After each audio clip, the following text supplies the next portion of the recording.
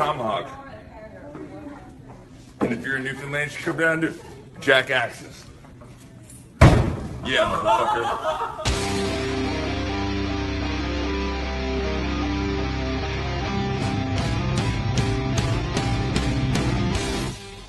Have any of the opinions of your family members in the show changed? But I imagine most of them are dead, so I didn't really see them. Most are dead. Have my opinions on my family members changed? In the show. Wait, who's still alive? John is still alive, Arya, Bran.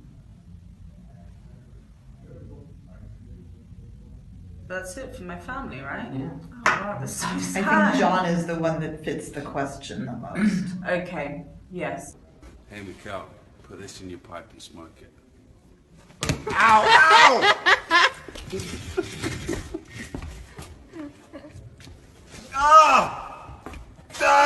Oh shit! Oh shit! Yeah! Oh, thank God for that. Worth it. David, we're not that far. I looked on a map. It's a straight shot to Moose, Wyoming. That's right. And I understand you were a DJ there. I was. KMTN. Okay, I wondered if it was K-hole because those are the greatest letters, station K-hole. call letters. Wasn't K-hole though, right? It wasn't K-hole. I was a little worried about working for a place called K-hole.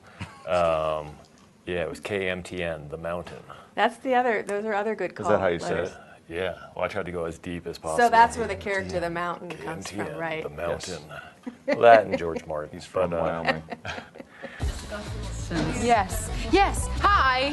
Hi. We're in Marine. So now we're in B stage, visiting Moraine. Yes, we are. That's what we're Danny doing. makes her triumphant return. Getting ready for a badass Yes, yes. entrance. There you Trying go. to look angry, but I'm on Game of Thrones, so I'm happy. So it's difficult. With George's books, it was falling in love with these characters and then watching in horror as he killed them. And now he gets to watch in horror as you kill him Yeah, off. we're killing him even quicker than he did. Because you're past. Yeah. You're We actually past have to him. pay our characters, and he doesn't, so yeah. it's a different situation. Yeah. Your TV sister, Macy, got her an Emmy nomination. Yeah, Was girl. that, how exciting was that for you? I mean, I heard you in an interview say how close you guys are, so it must have just been... Oh, it was amazing.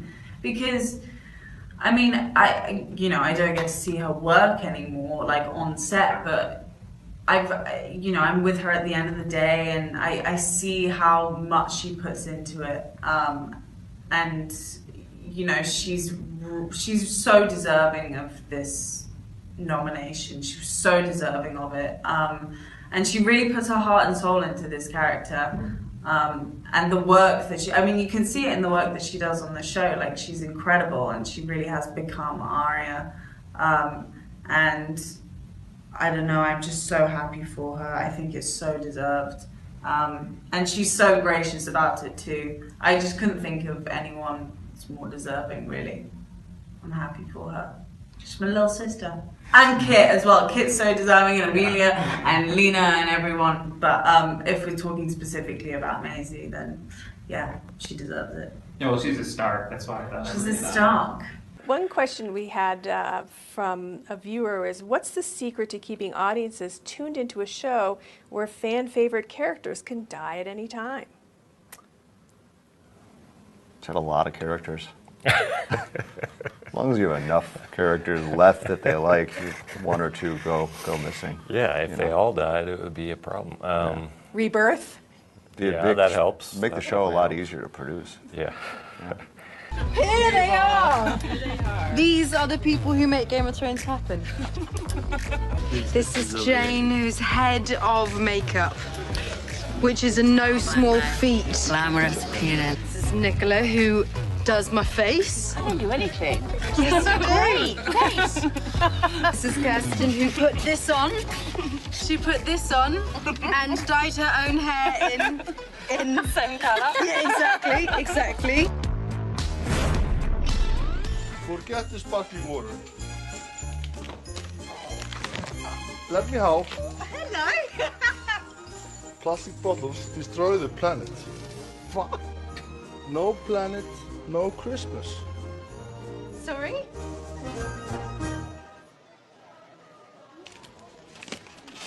What are you doing?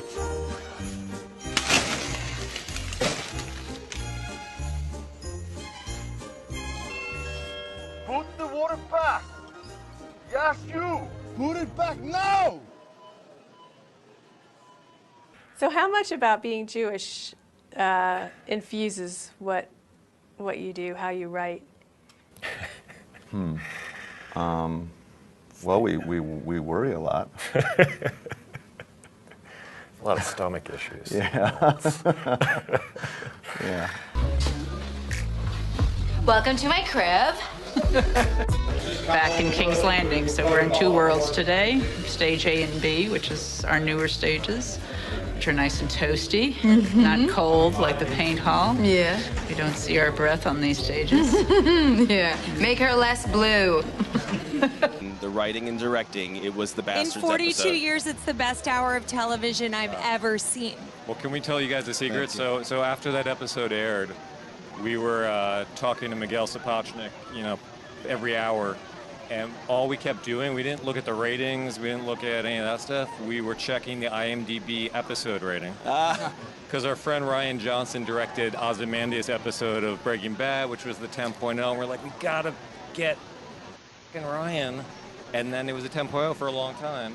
And what happened? Now it's not anymore. Why? Somebody screwed Because us. some dicks I gave think it was He Ryan. did. Right? I think Ryan opened Johnson. 25,000 IMDb accounts. Ryan and just voted us Johnson. out. It's an 11. So, everyone on the show that she's kind of encountered are my kind of inspirations for Sansa. Well, speaking of encounters, I mean, poor Sansa.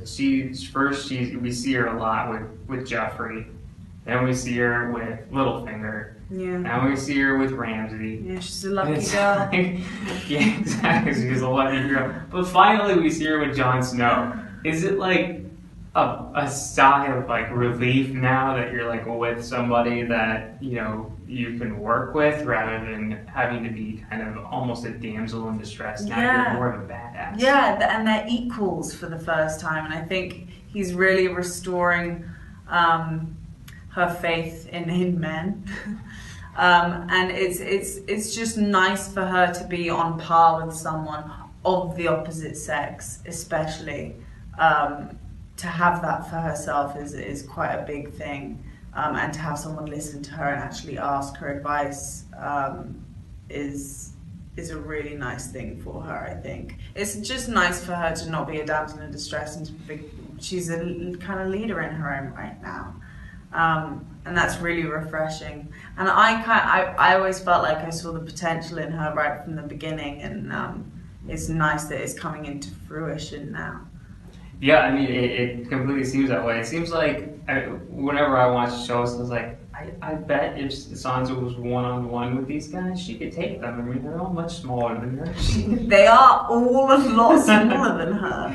It's funny. Yeah, they just have armies around them. They have armies around them and apple boxes to make them look cooler.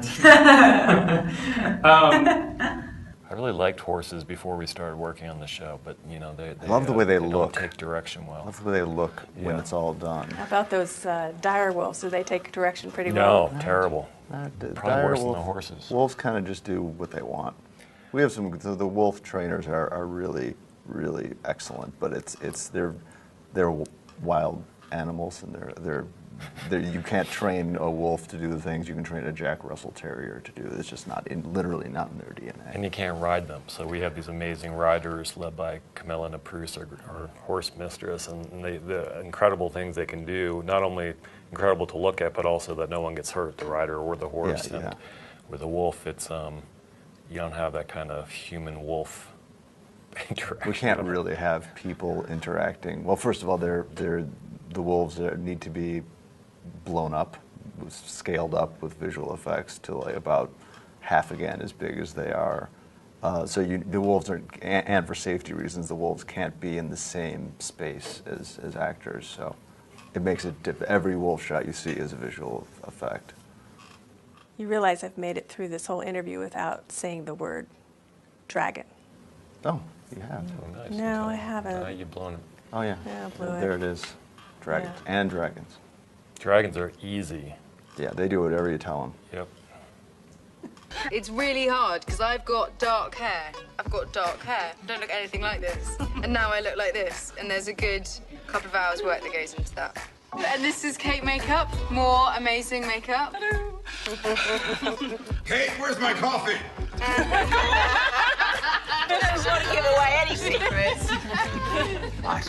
What are you doing? Just fixing the telly.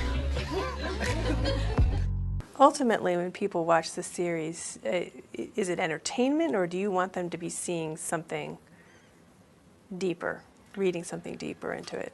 Well, hopefully both. I mean, you know, I don't think people would stick with something for 60 hours if they're not entertained, because otherwise it's just too much broccoli. I think we always kind of said that we didn't want to make a spinach show and we didn't want to make a popcorn show. We kind of wanted to make a steak show. You know, it's something that that you don't need to. So nobody needs to force you to eat your steak. Well, you know, if you're a vegetarian, you might. I actually am a vegetarian, so it's a weird metaphor for me. Like, what would it be, a tofu show? But or yeah, that doesn't. It doesn't work. In a fish show, that also doesn't work. Yeah, no, it doesn't work. Steak is the only metaphor that really works. You're 20 now.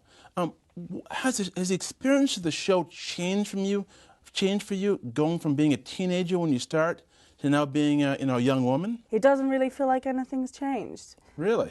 Even though the show's got more and more successful, it happened very gradually, to the point where none of us really even noticed. Because you used to have a tutor on the set, you used to have your parents on the set.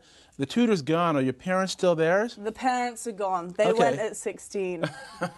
My parents just kind of hovered, but they were never, you know, they weren't like stage mum and dad, and they weren't, you know, around me like 24/7 telling me what to do. They just kind of be in the background, like, if you want anything, I've got some snacks.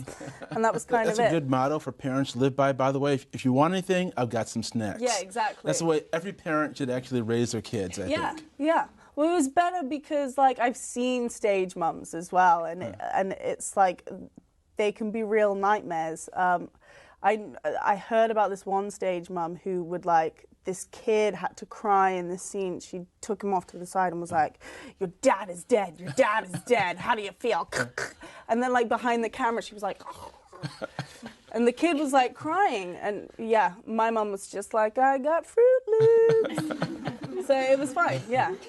I watched your talk yesterday in the pavilion, and I looked to my left, and there was the very young children watching a clip that you had that was quite violent. And I remarked to the woman next to me, I went like this, I said, look at the children. And they were rapt and you know, with attention, especially one boy who had his hand like this and was staring at the scene.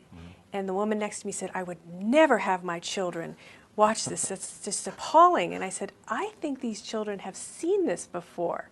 And the children got up, and I looked at the name tag, and the young man who was intently looking was your Leo Weiss. That is a great story. And Thank you for that story. I think he Who is that mother? Kind of irresponsible. He was watching it Yeah. with a critical eye. He looks to me like he may follow in his father's footsteps. Or he might become a serial killer. One of the two. One of those two. I'm rooting for the former. Forget the sparkling water. What is it? Get him a soda stream. Take this. It's a gift. Merry Christmas. What about the water? Have this soda stream instead. You look like a nice old lady, but you no longer care about the planet. What happened to give you so much hate? Have a soda stream. Fuck plastic bottles. Yeah, fuck plastic bottles. Old lady should not swear. Yeah, my grandmothers are not around anymore. I did make the mistake of watching one episode with my mom, and it was Joffrey, the evil prince, is doing something horrible to a prostitute, and I would say, you know, that was a definite mistake. But you know, she loves the show, and I think obviously she's a biased woman, but it's been fun to see people like our 4 parents, who are all in their 70s, right? And, who you wouldn't think of as fans of this kind of thing, really becoming obsessed with it and getting text from my mother with OMG, 3 exclamation points after some big surprising scene. It's like, Mom, what? So when do you start texting like a 12-year-old? Yeah. So. And how she's defying patriarchy of the time, and all of the social boundaries that are put upon young women in those times. I love how she's breaking all of those kind of stereotypes, and yeah, she's doing a lot. She's doing a lot of good things at the moment. She inspires me. She is. But on the flip side, so are you, and there's a lot of success coming your way. And so we want to thank you for joining us. The Globes are coming up. Screen Actors Guild, now that Downton Abbey's out of the way, hopefully you guys got this one wrapped up. We're waiting for that to go. And congratulations to you and everything that you've accomplished too. And look forward to talking to you again. Thank you, me too. Thanks, guys. That was so nice.